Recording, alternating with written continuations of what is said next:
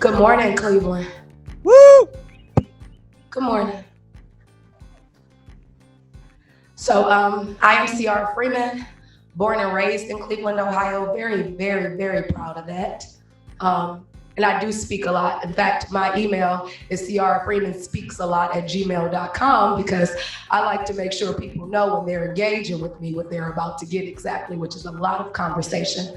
And I was really excited when I got asked to do this. I haven't got to speak in a long time, and it's a major part of my existence. And I didn't realize how major it was until it was no longer available for me to do. And I think a lot of us have been realizing that, artists and otherwise, this pandemic has done a lot to how we interact with other human beings. And I think it's given us time to think about how we want to engage with other human beings in the future. And I think that's super important. So I've been thinking about what I would do and what I would say the very next time I got an opportunity to be on a microphone in front of people. And it's great that the conversation that I've been asked to speak on today is insecurity, because it directly relates to what I wanted to say the next time I got on a microphone. And one of the things about writing and being on stage consistently and constantly in your life is people come to believe that you have a confidence that they do not have, that there is something in you that they cannot possess. And I am big for individuality. I do think we all have things that everyone does not have, and I think that's great. But confidence is not one of those things, y'all. I really need you to understand that. I get DMs every day from young women across the world telling me I am so brave, telling me that they look up to me, that they go to sleep at night listening to my poems, that they wake up in the morning listening to my poems, and they are just amazed at my tenacity. And I want to tell them, girl, I cried 6 times in the mirror this morning. Baby girl, some days if I cannot make my mascara right, I do not want to get out of bed, baby. And it is because insecurity and confidence can and should live inside of the same body. I think people think it is one or the other, and that is the only way to function. And I especially want young women, specifically young Black women, to know that is not true. It is okay to question yourself. I think sometimes questioning yourself is how we keep our ego in check, is how we stop ourselves from becoming raging narcissists. Okay, there's some days where I look at myself and I am like, she is a bad mama jamma, and you cannot tell her a thing. And then there are some days where I'm like, oh, baby girl needs to be told a thing or two. Baby girl needs to find accountability in things. Baby girl needs to understand she is checkable. She can be wrong. Being great all the time is not great. It's not human. And in order to be a hero for anyone, especially yourself, you have to reach full humanity. You have to allow yourself to sit in those spaces where you don't feel great. You need to identify whether it is a childhood trauma, whether it's something you picked up along the way. You need to take time. You need to identify that. You need to unpack that. It's okay to sit inside those moments, just like we sit inside those confident moments. It does not make you any less confident. Being insecure does not make you any less confident. I can get on stage just as confident with all the insecurities in my body. And I want to go ahead and talk about some personal insecurities, because I think when I say the word insecurity, because I talk about it a lot on stage anyway, I feel like I've talked about it in a way that's vague, which makes it comfortable for me, right? And that's a security. I am 30, and there were so many things that I thought I would be and do by the time I was 30 years old. I turned 30 during quarantine too. I expected to turn 30 on a beach, really truly expected to turn 30 on a beach. Still sad that I was 30, but like sad with the mojito, so it would be different. Y'all know it's different with the mojito. But that's not quite how it turned out. And instead, I got to be sat on my couch, and I got to perform for people virtually, and that was great. But I realized that sometimes when I speak about things, that do make me feel insecure, I glaze over them. And the things that I'm very secure about, well, I can talk about forever. And I think that is what makes people believe that I am just this uber confident person. And I think that's about focus, right? So I want to talk about what you focus on in yourself. It's okay to feel insecure. It's okay to check yourself, but also make sure your focus is on the good things, y'all. Make sure you're focused. When you're focusing on you, it is the best parts of you that you are constantly engaging with, right? And also check yourself, like I'm about to do now. So I have a lot of insecurities. One was turning 30. Another one that is super prevalent is I do not have a degree, and I've been in the literary community since I was 16, meaning I've been a young Black queer woman who has spoken in Ivy League colleges, MFA programs I have taught with no degree. And I have had many a student, especially white students, look at me like, what is she doing here? What right does she have to teach me? What can I possibly learn from this girl who is nothing but an entertainer? And that used to sit with me for so long, to the point where I had to get 4 pages worth of publications to feel like I proved myself.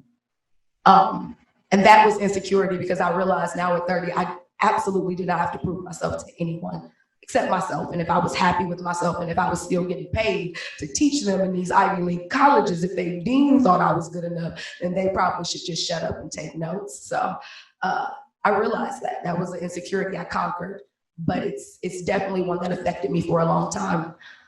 I'm also queer and Baptist, and that is one hell of an intersection, y'all, especially in the Black community.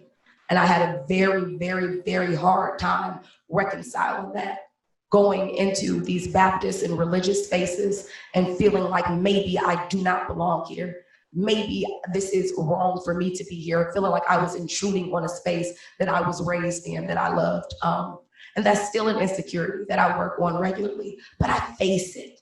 And I think that is the most important thing about insecurities, is they have to exist because you have to check yourself, but you got to face them. So a few years ago, I was a Sunday school teacher, and I made sure that it was very LGBTQ inclusive teachings that I was doing in my Sunday school class, so that if there were little queer kids in that class, that the insecurities that I had to carry maybe wouldn't be inherited. Because I also think insecurities are inherited, y'all. I think we walk around with insecurities that are purely our own, things that we came up with by ourselves. And I'm telling you, that is not true. We have a whole society that is focused on making you insecure. That is how we sell products. That is how capitalism works. They do not want you to feel good about yourself, especially if you are Black, true if you are of color, definitely if you are a woman. They are not interested in feeling good if you feeling good about yourself. It is truly a war on your confidence, and you have to be armed at all times, and you have to face it. One of the best parts of being alive right now, in my opinion, as like a young Black writer, creative, is that I get to observe and see history, and it's on fire right now. People are fighting back. People are engaging in ways that we have been, that the black people have been for forever, but it's now getting the attention that it deserves. It's now getting allies that were not allies before. It is getting bigger than it has ever been, ever, nationally, internationally. People are standing up for themselves and the people they love, and that takes confidence. That says, if I lose my job, I lose my job. That says, if I don't get booked for this show, I don't get booked for this show. If I am not treated as well as I was treated last year at the Thanksgiving, then oh well. That is confidence. That is confidence. When you engage with people politically and say, nah, son, that ain't right. That takes confidence. There has been a whole world telling you to shut up, be quiet, and go with the flow. And in some form, we are all guilty of that, in some form or fashion. And it's because we are insecure. It is because we are scared we are not enough, that our fight is not enough. It is alone. So I know it is collectively. I think about the confidence that it took for Assata Shakur to do what Assata Shakur did. I think about the confidence it took for Martin Luther King and Malcolm X to do what they did. I think about the confidence it takes for Black trans women just to exist in this world every day the way that they do. And I realize it is not impossible. I realize who cares if my highlighter is not popping today? Who cares if this white woman does not think I deserve to be in the same journal as she does? Who cares if the kids who called me Oreo when I was young, when I was in my hood, who said I was too white acting to hang with them, who cares what they think about me? I have so many more important things to focus on. And I just want us to really think about what it is that we want to see better in this world. And I want us to really think about what it is inside of us that we can better for this world. And I want us to do it confidently. I want us to acknowledge the insecurities. I want us to say, I know I feel small. I know my voice feels tiny. I know it is hard. Acknowledge that, sit with it, and then get up and let it go. Because we got shit to do, y'all. The time is absolutely now. And we have got to be ready for that. If that's cool, let me hear y'all say cool. Fantastic. Can I do a poem before I go? Cool. Be on a microphone and not do a poem. It feels ridiculous.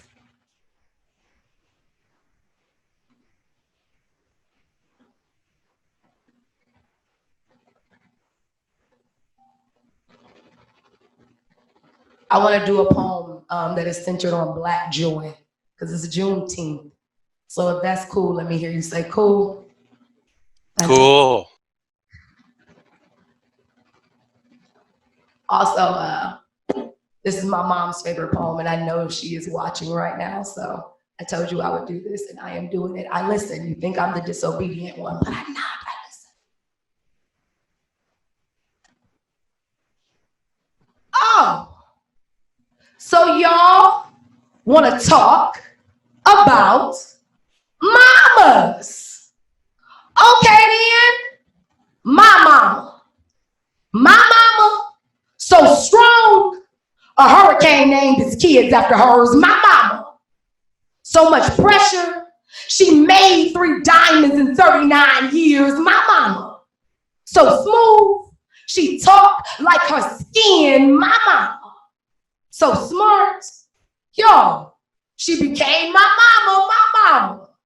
So Black America don't know whether to kill her or clone her. My mama, so hood, if you GPS survival, you end up in her arms. My mama, so magic, unicorns chose not to exist when they heard she was coming. My mama, so old, baby, she could teach you something. My mama, so bougie, she taught me not to talk about other folks' mamas. My mama, so Black, when you sit her next to God, you can barely tell the difference. My mama, so holy, duh, my daddy is a ghost. My mama, so Midwest, she said, bless your heart. It meant fuck you. My mama, so down south, she said, bless your heart. It meant fuck you. My mama, so many summers in Brooklyn with her Aunt Catherine, she said fuck you and meant fuck you. My mama will whip your ass so fast you forget what you done did. My mama will gather you in her arms so fast you forget what you done did. My mama, so fly, she got birds embarrassed. My mama, so pretty, she make flowers shy. My mama, so loud, the devil, shh.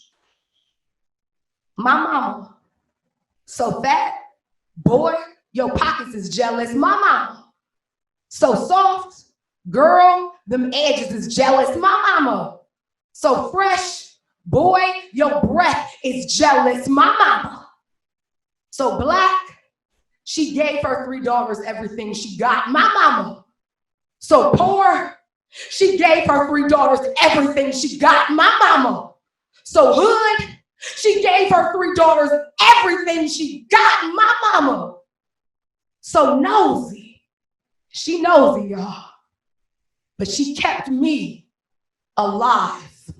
Thank you. Thank you for your time. That's the end of Creative Mornings today, but it's the beginning of an awesome day. Go make something great, guys. And we'll see you later.